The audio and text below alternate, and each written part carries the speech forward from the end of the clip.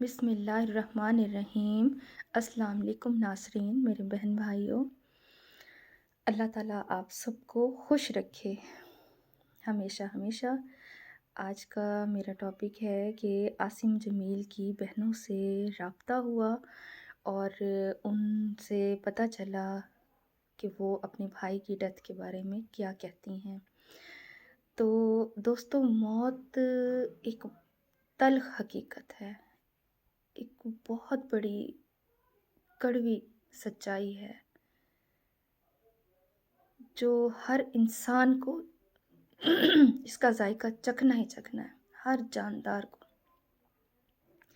ایک نہ ایک دن موت ضرور آ کر ہی رہتی ہے۔ یہ خدا کا اٹل فیصلہ ہے کہ جس جان نے پیدا ہوئی ہے، جو جان، اس نے ایک دن ختم ہونا ہی ہونا ہے۔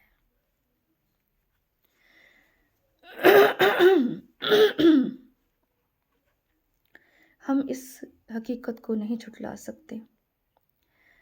ہم اگر چاہیں بھی 100 پردوں میں چھپ جائیں، 100 کمروں میں بند ہو جائیں، موت آ کر ہی رہتی ہے، اس سے کوئی نہیں بچ سکتا۔ یعنی ہم اگر چاہتے بھی ہیں نا کہ ہم نہ مریں، تو کوئی دنیا کا ایسا فارمولہ نہیں ہے، کوئی دنیا کی ایسی ایجاد نہیں ہے جو ہمیں موت سے بچا سکے۔ صرف حکم ربی، اللہ جب چاہتا ہے تو بچاتا ہے، اور جب اللہ چاہتا ہے تو ختم کر دیتا ہے۔ یہاں بھی کچھ اسی طرح کا معاملہ ہوا ہے۔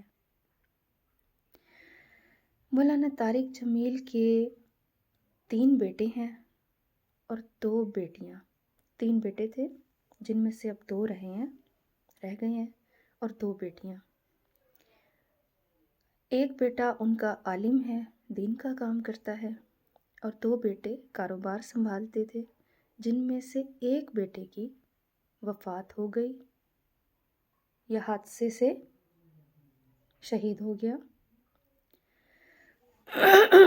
2 ان کی بیٹیاں ہیں جو کہ بہت نیک، با پردہ، صوم صلات کی پابند ہیں، اور دینی گھرانوں میں ان کی شادیاں ہوئیں اور وہ اپنے گھروں میں بہت خوش ہیں۔ نہ ان کو محفلوں میں دیکھا جاتا ہے، نہ کسی اور معاشرے کے جو سوسائٹیز ہیں یا کوئی ایسے پروگرامز وغیرہ، اس میں انہیں نہیں دیکھا جاتا۔ وہ اپنے گھروں تک ہی محدود رہتی ہیں۔ اور پہلے ان سے ہمارا رابطہ نہیں ہو سکا تو اس لیے ان کا بیان نہیں لیا گیا۔ پھر گھر والوں کی کیفیت بھی کچھ اس طرح کی تھی کہ ان کی والدہ کی بھی حالت بہت زیادہ خراب تھی، بہنوں کی بھی دلی کیفیت بہت زیادہ، وہ پریشان تھے، افسردہ تھے، درد کی، تکلیف کی حالت میں تھے گھر والے۔ تو ان سے اس طرح کی باتیں کرنا بہتر نہیں تھا، صحیح نہیں تھا، کیونکہ پہلے ہی میڈیا میں طرح طرح کی باتیں اور ان کے گھر کو اور ان کے معاملات کو جس طریقے سے رنگ دیا جا رہا تھا، تو بہتر نہیں لگتا تھا کہ ان کی پرسنل لائف کو مزید ٹٹولا جائے اور ان کے بارے میں ڈسکس کیا جائے یا کچھ کہا جائے۔ اب کیونکہ کافی دن ہو گئے تو اب ان کو تھوڑا صبر بھی آیا ہے، اللہ تعالیٰ مزید انہیں صبر دے۔ تو ان سے بات ہوئی تو وہ بہنیں بیچاری بتاتی ہیں کہ جب انہیں خبر ملی کہ ان کے بھائی کی ڈیتھ ہو گئی ہے تو ان کے دلوں پر ایک قیامت ٹوٹ پڑی۔ وہ اس بات کو ماننے کو تیار ہی نہیں تھی کہ ہمارا بھائی یہاں اس دنیا میں نہیں رہا، یہاں سے چلا گیا ہے۔ وہ جس طرح ایسا تھا کہ جیسے اپنے ہوش ہی گوا بیٹھی ہوں۔ بہرحال اب کچھ جا کے ان کی صبر انہیں آیا ہے تو انہوں نے اپنے بھائی کے بارے میں بتایا کہ عاصم جمیل نہایت ہی طبیعتاً فطرتاً اللہ کی طرف سے بہت نیک، بہت صالح، بہت سعادت مند، بہت با اخلاق اور بہت محبت کرنے والا انسان تھا، اور وہ ان دونوں بہنوں کا بہت لاڈلا بھائی تھا۔ بہت پیار کرتی تھی وہ اپنے بھائی سے، اور اس نے کوئی ایسی خودکشی کا قدم نہیں اٹھایا۔ اتنا اس بچے کے اندر شعور تھا کہ اسے پتہ تھا کہ کیا جائز ہے کیا ناجائز ہے۔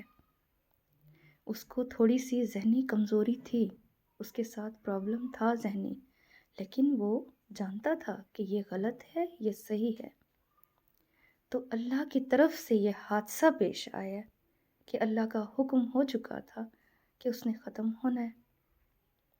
تو ان کی بہنیں کہتی ہیں خدا کے لیے اب ہمارے بھائی کے بارے میں اس قسم کی باتیں کر کے ہمارے دل کو اور زخمی نہ کریں۔ مولانا صاحب تو پہلے ہی زخمی دل ہو چکے ہیں، اب مزید ان کے گھر والوں کو اب دکھ اور نہ دیا جائے۔ یہ ان کی بہنوں کا بیان ہے، اور وہ کہتی ہیں کہ ہمارے گھر میں یہ بہت لاڈلا تھا اور اسپیشل چائلڈ ہوتا ہے، جیسے اس کو اسپیشل محبت دی جاتی تھی اور توجہ دی جاتی تھی، لیکن اللہ کی طرف سے اس کی قسمت میں ایسا لکھا تھا، تو اب اس کو مزید تکلیف نہ دی جائے ان کے گھر والوں کو۔ تو آپ لوگوں سے بھی یہی گزارش کرتی ہوں کہ بس اب ان کی مغفرت، بے حساب مغفرت کی دعا کریں، اور مولانا صاحب کے لیے، ان کے گھر والوں کے لیے صبر کی دعا کریں اور اجر عظیم کی دعا کریں۔ اللہ تعالیٰ جہاں جہاں بھی جوان موتیں ہوتی ہیں ان سب کو صبر دے اور اجر عظیم عطا فرمائے۔ اس کے بعد میں آپ کو ان کی بہو کا بیان بھی سناؤں گی کہ وہ کیا کہتی تھیں۔ نیکسٹ ویڈیو میں ملتے ہیں۔ اللہ حافظ۔